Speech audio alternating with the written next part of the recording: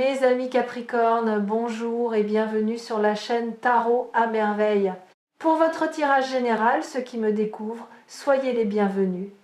Ouvrez votre main, la droite si vous êtes droitier, la gauche si vous êtes gaucher, ouvrez-la complètement, étirez les doigts et regardez votre paume, regardez-la vraiment, pas comme un geste machinal, comme un acte d'attention, parce que dans cette paume, dans ces lignes que vous voyez sans jamais les voir, dans ces plis que la vie a creusés depuis votre naissance, il y a une carte de vous, de votre passé, de votre présent et de ce qui se prépare. Je ne suis pas chiromancien, ce n'est pas de cela qu'il s'agit. Ce dont il s'agit, c'est de vous reconnecter à vous-même par le corps, par le tangible, par ce morceau de peau que vous utilisez chaque jour pour saisir, toucher, donner, recevoir, et que vous n'avez probablement jamais regardé comme un messager. Et pourtant votre main parle. Elle parle de tout ce que vous avez traversé, de tout ce que vous portez et de tout ce que vous êtes sur le point de recevoir. Aujourd'hui, nous allons lire cette main ensemble, ligne par ligne. Et chaque ligne va vous révéler une dimension du changement qui se prépare. Première ligne, celle qui traverse votre paume du poignet vers les doigts, la ligne longue, la ligne de votre parcours. Suivez-la du regard, observez ses courbes, ses interruptions, ses bifurcations. Cette ligne raconte votre histoire, pas les événements, l'énergie, l'élan vital qui vous a porté depuis le premier jour.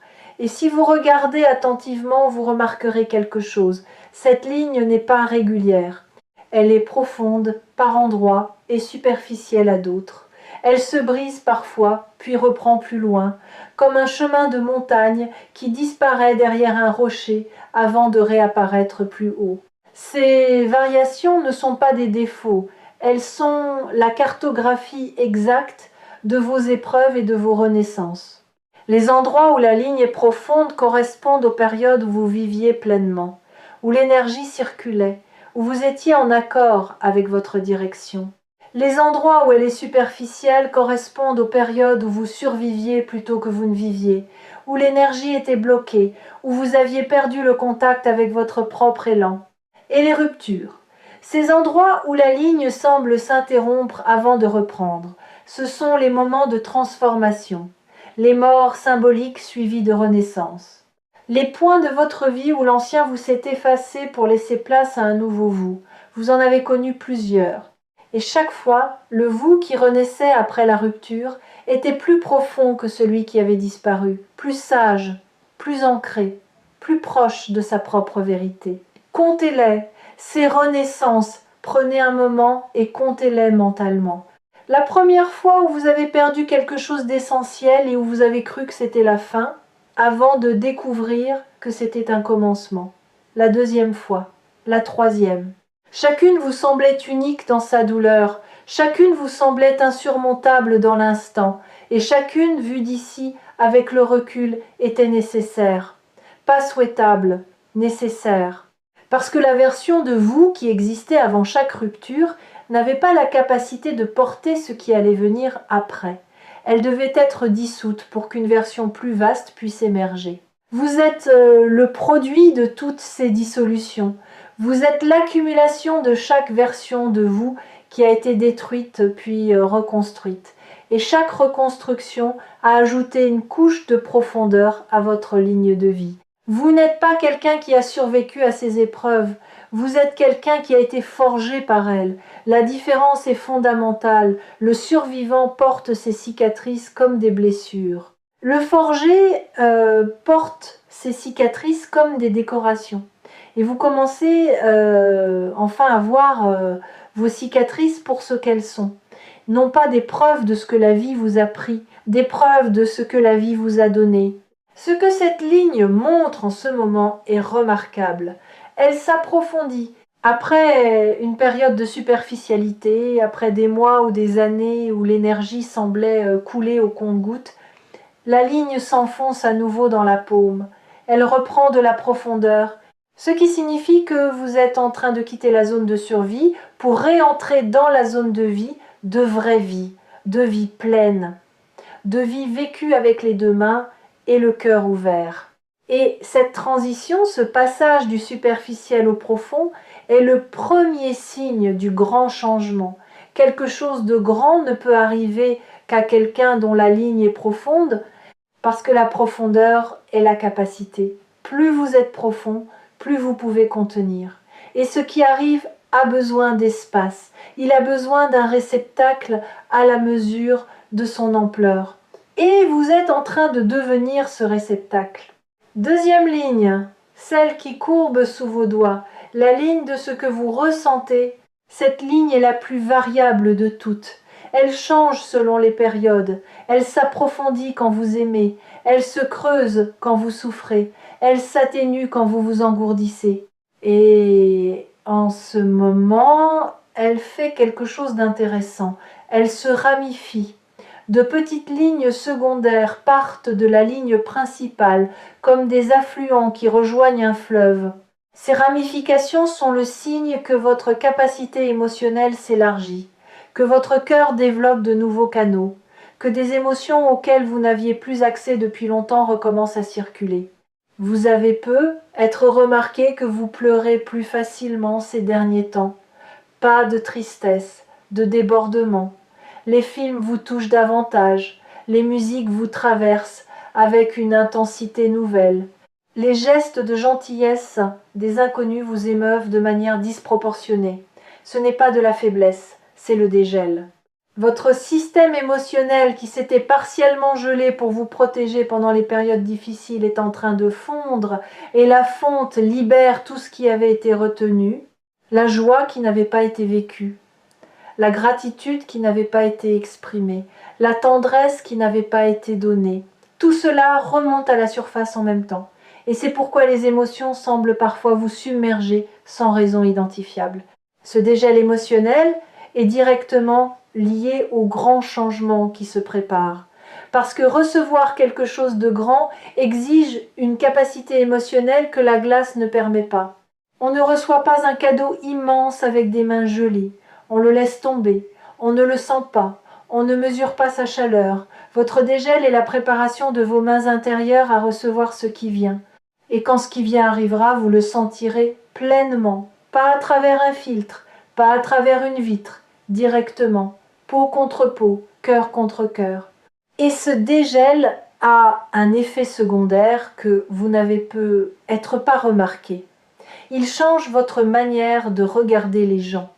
Pas seulement les gens proches, tout le monde. Le caissier qui vous rend la monnaie, la personne âgée dans le bus, l'enfant qui court dans le parc. Vous les voyez différemment, avec plus de douceur, avec plus de présence. Comme si votre regard s'était nettoyé d'un voile que vous ne soupçonniez pas. Et ce changement de regard, aussi discret soit-il, est un indicateur puissant de votre transformation. Parce que la manière dont on regarde le monde reflète exactement la manière dont on se regarde soi-même. Et si votre regard sur les autres est devenu plus tendre, c'est que votre regard sur vous-même commence à le devenir aussi, même si vous ne le faites pas encore consciemment. Même si votre dialogue intérieur est encore sévère par habitude, le dégel travaille en profondeur, sous les couches de critique et de jugement, et un jour prochain, il atteindra la surface. Et ce jour-là, vous vous regarderez dans le miroir et vous verrez non pas vos défauts, mais votre parcours, non pas vos manques, mais vos preuves, non pas ce que vous n'êtes pas, mais ce que vous avez survécu pour devenir. Troisième ligne, celle qui traverse horizontalement le haut de votre paume, la ligne de vos pensées.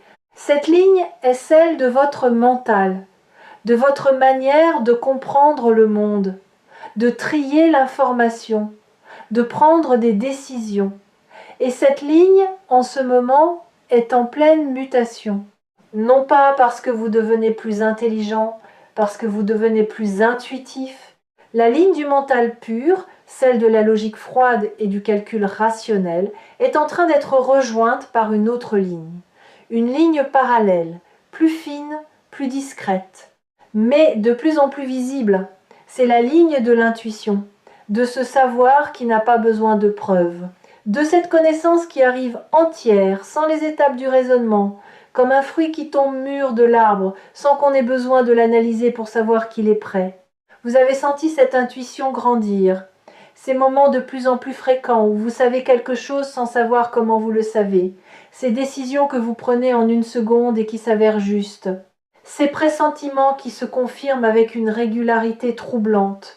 Votre mental résiste encore à cette intuition. Il essaye de la rationaliser, de l'expliquer, de la réduire à des coïncidences ou à des biais cognitifs. Mais l'intuition n'a pas besoin de l'approbation du mental. Elle fonctionne avec ou sans lui. Et en ce moment, elle fonctionne à plein régime. Cette montée de l'intuition est le troisième signe du changement. Parce que le grand qui arrive ne pourra pas être compris par le mental seul. Il sera trop vaste, trop multidimensionnel, trop chargé de significations simultanées. Seule l'intuition peut saisir un événement de cette ampleur dans sa totalité. Et votre intuition se prépare, elle s'aiguise, elle se réveille, pour être prête le jour où le grand se présentera et où votre mental, débordé, aura besoin de quelqu'un d'autre aux commandes. Si cette vidéo vous a trouvé sur Tarot à merveille, votre intuition est déjà plus éveillée que vous ne le croyez.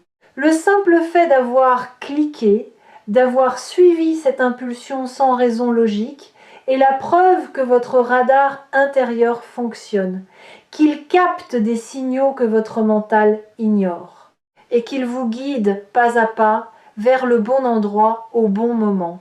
Quatrième ligne, la ligne qui part du bas de votre paume et monte vers vos doigts en diagonale. Pas tout le monde ne l'a, mais vous l'avez, la ligne de la chance. Sauf que la chance n'est pas ce que les gens croient. La chance n'est pas un événement aléatoire qui tombe du ciel sur les élus. La chance est le résultat d'un alignement entre la préparation et l'opportunité. La chance est ce qui se produit quand quelqu'un qui a fait le travail intérieur se trouve au bon endroit, au bon moment. Et le travail intérieur, vous l'avez fait, sans le savoir, sans le nommer. À chaque épreuve traversée, à chaque croyance remise en question, à chaque nuit où vous avez choisi de croire en quelque chose de plus grand que vos circonstances. Cette ligne sur votre paume ne mesure pas la quantité de chance que le destin vous attribue. Elle mesure votre capacité à reconnaître la chance quand elle se présente. Et cette capacité est directement proportionnelle à votre travail intérieur. Plus vous avez travaillé sur vous-même, plus vos yeux sont ouverts, plus vos mains sont prêtes, plus votre cœur est disponible et plus la chance devient visible. Elle était peu, être déjà là depuis des mois, passant devant vous, vous frôlant, attendant que vous la remarquiez, mais vos yeux étaient voilés par la peur, par le doute, par cette conviction que les bonnes choses ne sont pas pour vous. Pensez à toutes les fois où vous avez refusé quelque chose de bon, non pas consciemment, inconsciemment. Quelqu'un vous a fait un compliment et vous l'avez désamorcé avec une blague.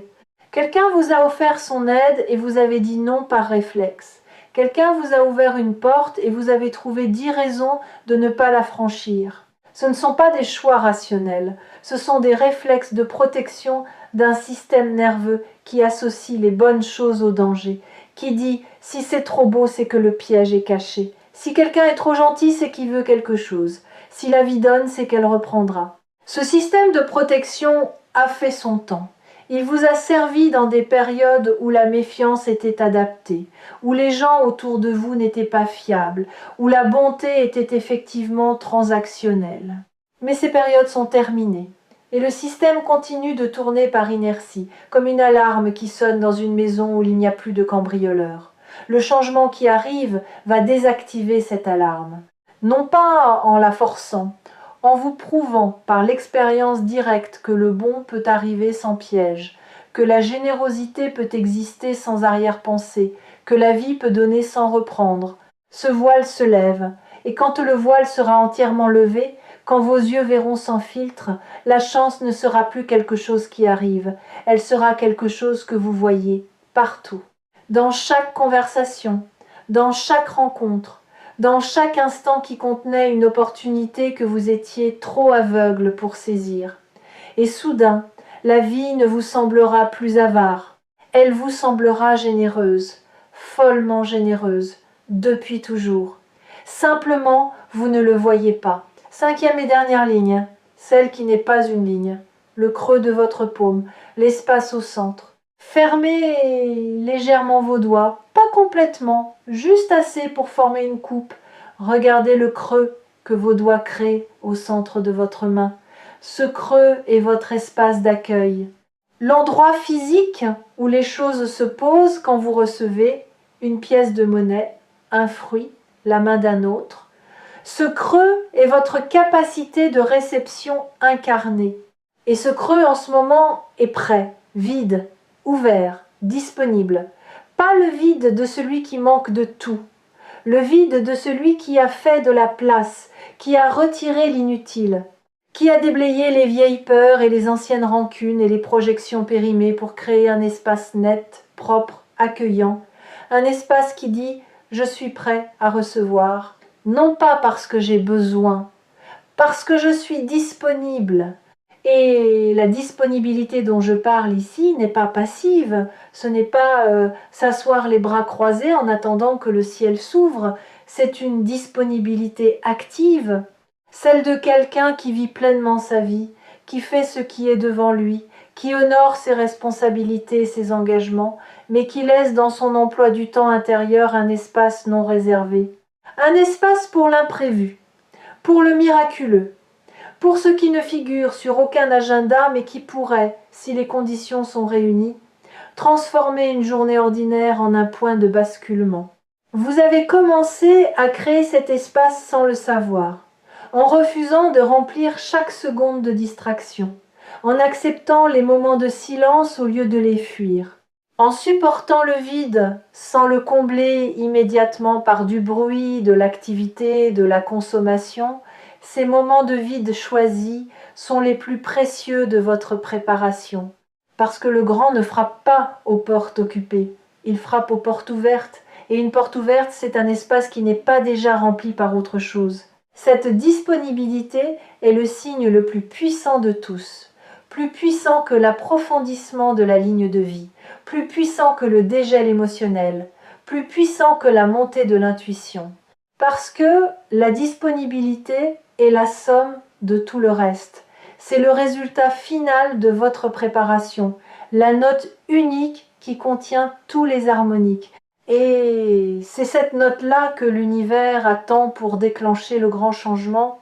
Le grand qui va arriver ne ressemblera pas à ce que vous imaginez. Il ne prendra pas la forme spectaculaire que votre mental projette. Il sera à la fois plus modeste et plus profond que vos attentes. Plus modeste dans sa forme, peut être un coup de fil, peut être un mail, peut être une conversation qui semble ordinaire jusqu'au moment où une phrase bascule tout, peut être un chiffre sur un écran qui vous fait cligner des yeux parce qu'il ne correspond pas à ce que vous attendiez, peut être une main tendue que vous n'aviez pas vue venir, et c'est précisément la modestie de la forme qui en garantit l'authenticité. Les choses qui arrivent avec des trompettes et des confettis sont rarement celles qui changent une vie. Elles excitent un moment puis s'évaporent. Les choses qui changent une vie arrivent sur la pointe des pieds. Elles s'installent discrètement. Elles s'enracinent avant même que vous ne réalisiez qu'elles sont là. Et quand vous en prenez conscience, elles font déjà partie de vous, comme si elles avaient toujours été là. Comme si votre vie avant elle n'était qu'une ébauche et que la version finale venait seulement de commencer. Mais plus profond dans son impact. Parce que cette forme modeste va toucher un endroit en vous que les grands gestes ne touchent jamais, l'endroit de la vérité tranquille, de la certitude silencieuse, de ce savoir corporel qui dit sans bruit, sans trompette, c'est ça, c'est maintenant, c'est pour moi. Et quand ce savoir s'activera, votre vie entière se réorganisera autour de lui, pas brutalement, organiquement, comme une forêt se réorganise après la pluie, les mêmes arbres, le même sol, mais une lumière différente, une fraîcheur nouvelle, une qualité de l'air qui change tout sans rien modifier. Concrètement, voici ce que cette réorganisation va produire dans votre vie. Des décisions qui semblaient impossibles vont devenir évidentes, non pas parce que les options ont changé, parce que votre clarté intérieure a atteint un niveau qui rend le brouillard de l'indécision obsolète. Vous saurez ce que vous voulez.